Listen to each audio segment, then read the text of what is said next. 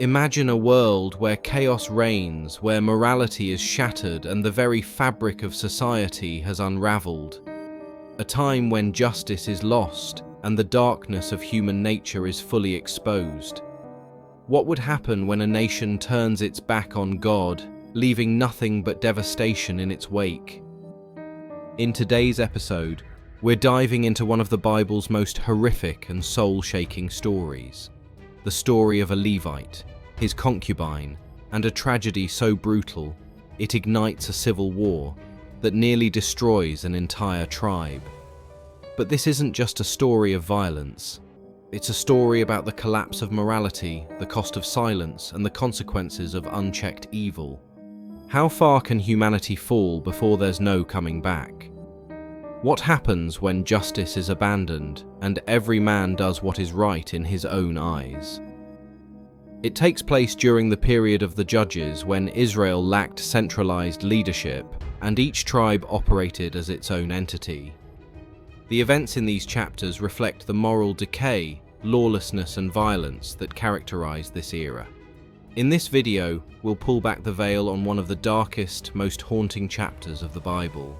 Brace yourself. This isn't just a story, it's a warning. Dear listeners, meanwhile, please subscribe to our channel, like the video, and hit the notification bell to stay updated. Now let's start. In Judges 19, verses 1-2, the story begins by setting the scene during a time when Israel has no king, highlighting a period of lawlessness and moral decay. A Levite man who lives in the remote hill country of Ephraim takes a concubine from Bethlehem in Judah. Concubines are secondary wives, and this relationship is marked by instability. The concubine, however, becomes unfaithful to him, and as a result, she leaves him. She returns to her parents' home in Bethlehem, Judah, where she stays for 4 months. This brief period of separation sets the stage for the Levite to eventually go after her, seeking reconciliation. Judges 19, verses 1-2 reads, "In those days Israel had no king. Now a Levite who lived in a remote area in the hill country of Ephraim took a concubine from Bethlehem in Judah. But she was unfaithful to him. She left him and went back to her parents' home in Bethlehem, Judah. The Levite, despite the conflict, decides to reconcile with her. After these 4 months, he chooses to go to Bethlehem to retrieve her. The Levite sets out to reconcile with his concubine and tries to speak kindly to her, showing his desire to mend their relationship. He is welcomed by her father, who convinces him to stay longer. They spend 3 days eating, drinking, and lodging together. However, this peaceful scenario does not last, and their relationship soon takes a darker turn.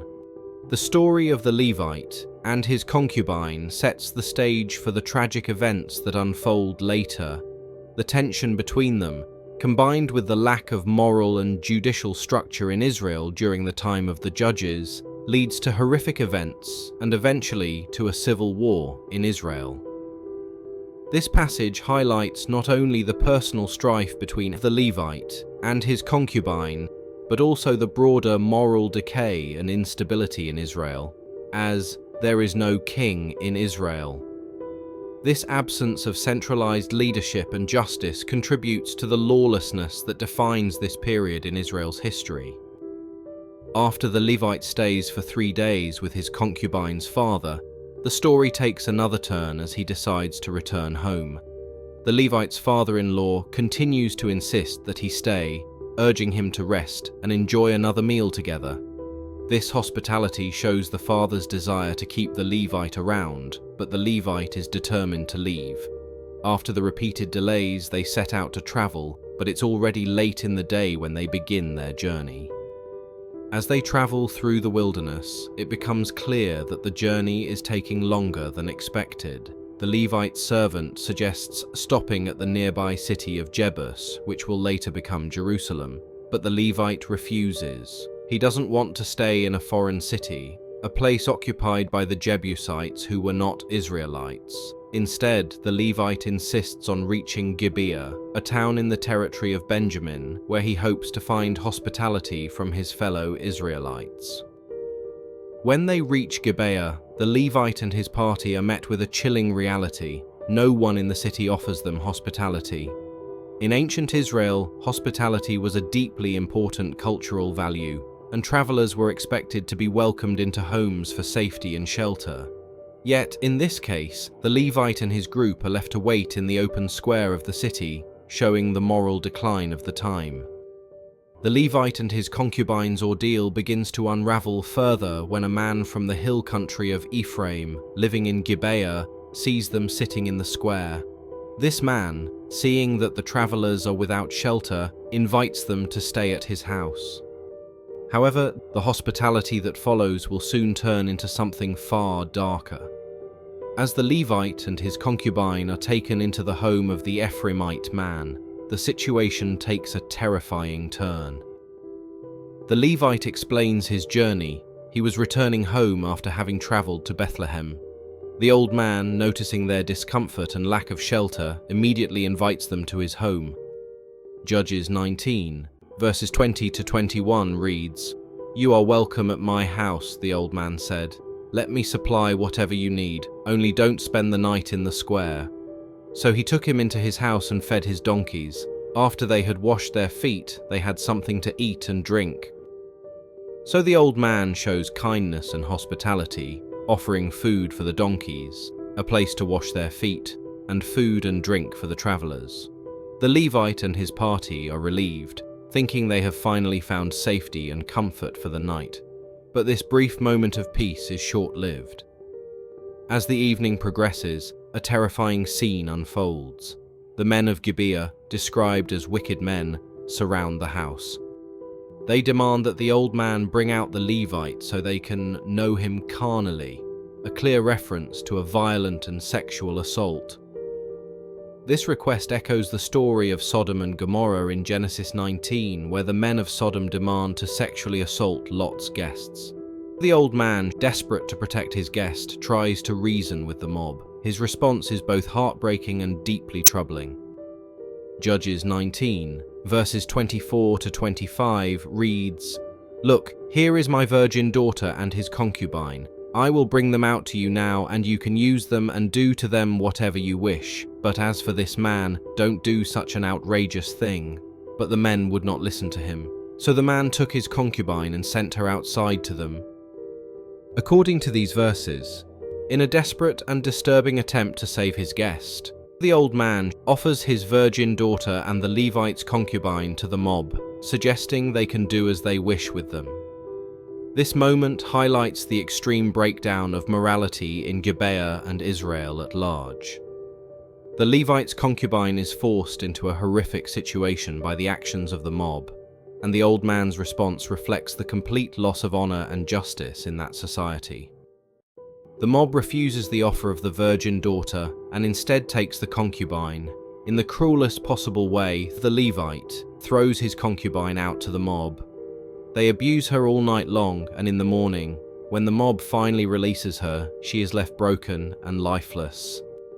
Judges 19, verses 27 to 28 reads, "When her master got up in the morning and opened the door of the house and stepped out to continue on his way, there lay his concubine, fallen in the doorway of the house, with her hands on the threshold.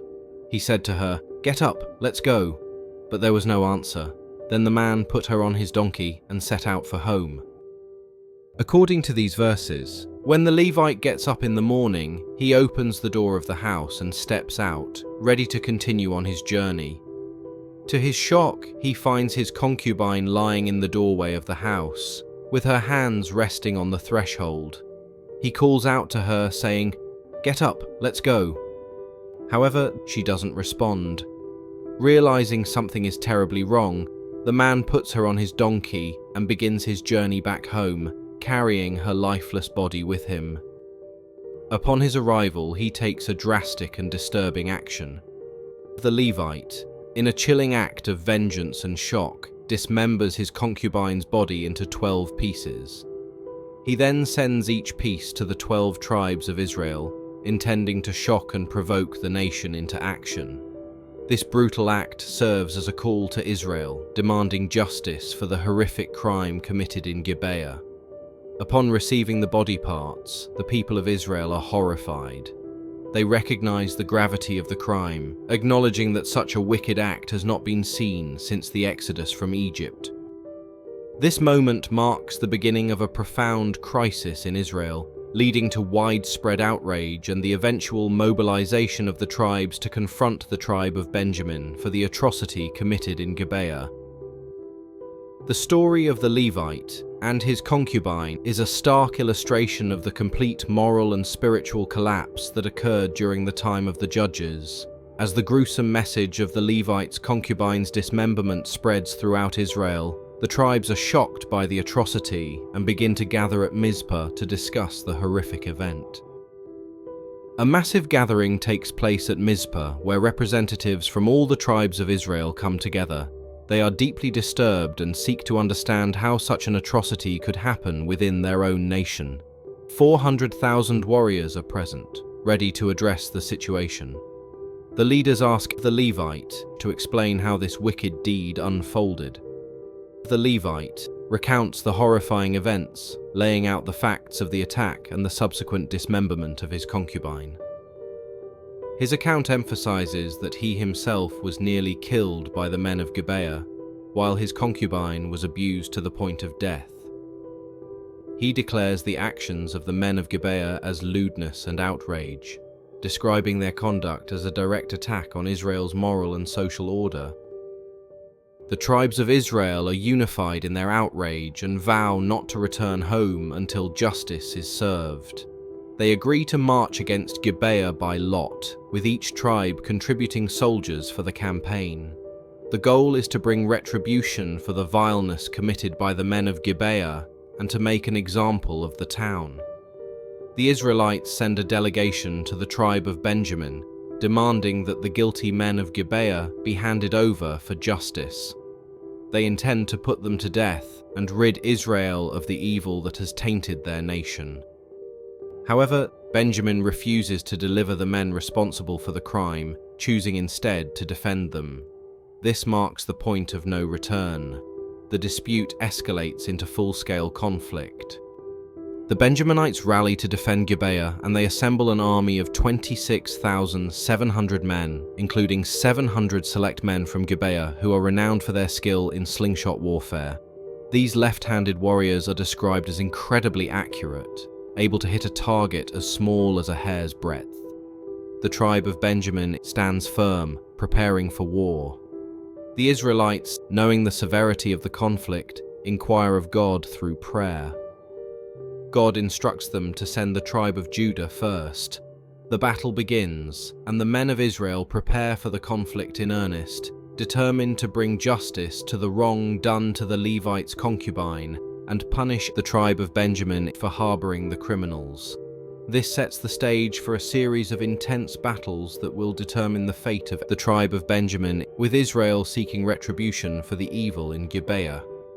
The outcome will be devastating, and the conflict will reveal the depths of violence and division in Israel during this period of lawlessness and chaos. The first battle between the Israelites and the Benjaminites takes place, and it quickly turns into a tragic and unexpected outcome for Israel.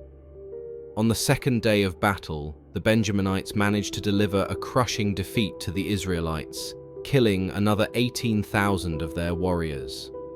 The Israelites are devastated by the loss, and it seems as though the conflict may spiral out of control, with Israel's military might being overpowered by the smaller but determined tribe of Benjamin. This defeat forces Israel to re-evaluate their strategy and seek God's guidance once more. After the second defeat, the Israelites seek God once more, weeping before Him in prayer and fasting. They offer burnt offerings and peace offerings, seeking God's will for their next move. God reassures them, declaring that He will deliver the Benjaminites into their hands the next day. This response strengthens the resolve of the Israelites, who prepare for the final confrontation. On the third day, Israel implements a strategic plan. They set up an ambush around Gibeah, hoping to draw the Benjaminites into a trap. The Israelites approach the city as if they are preparing for another direct assault, luring the Benjaminites into the open. The Benjaminites fall into the trap, believing that Israel is retreating as before. They begin to strike down the Israelites on the highways and fields, thinking they have won the day. But this is part of Israel's strategy as they draw the Benjaminite farther from their city, giving the ambush time to take action. At the signal, Israel's ambush breaks out, and the Benjaminites realize too late that they have walked into a trap. The battle turns in Israel's favor, and 10,000 select men are sent to confront Gibeah directly. Meanwhile, the Benjaminites are still unaware that their position has become untenable. As the ambush succeeds, the Benjaminites are caught off guard, and they begin to flee, trying to escape in the direction of the wilderness.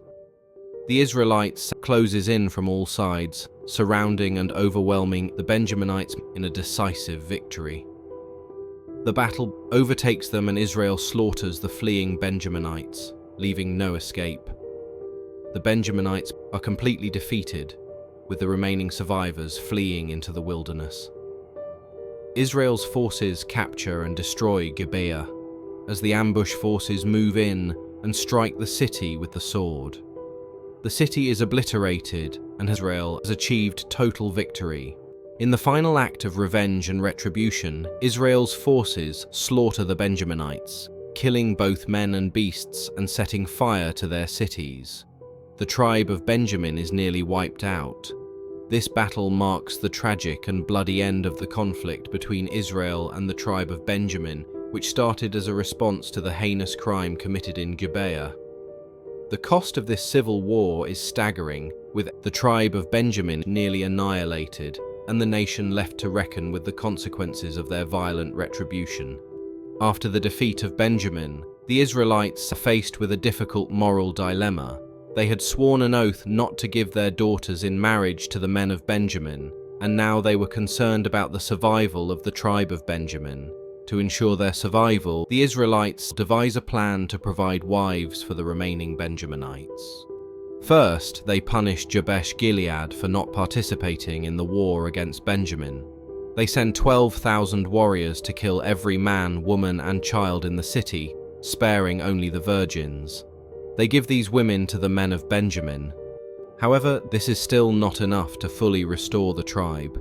The Israelites then allow the Benjaminites to abduct women from the annual festival in Shiloh to take as wives.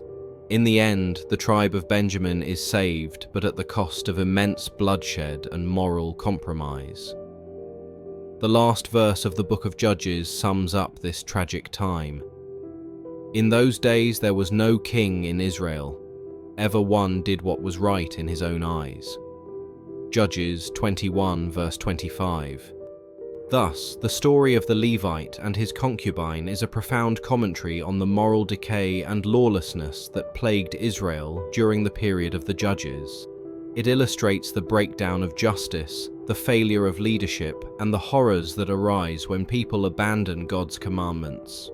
It also raises difficult questions about hospitality, honor, and the consequences of unchecked sin and violence.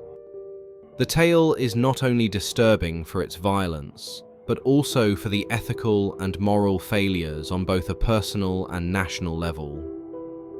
It highlights the desperate need for righteous leadership, and it sets the stage for the establishment of a monarchy in Israel in the books that follow. And that's it for today's video.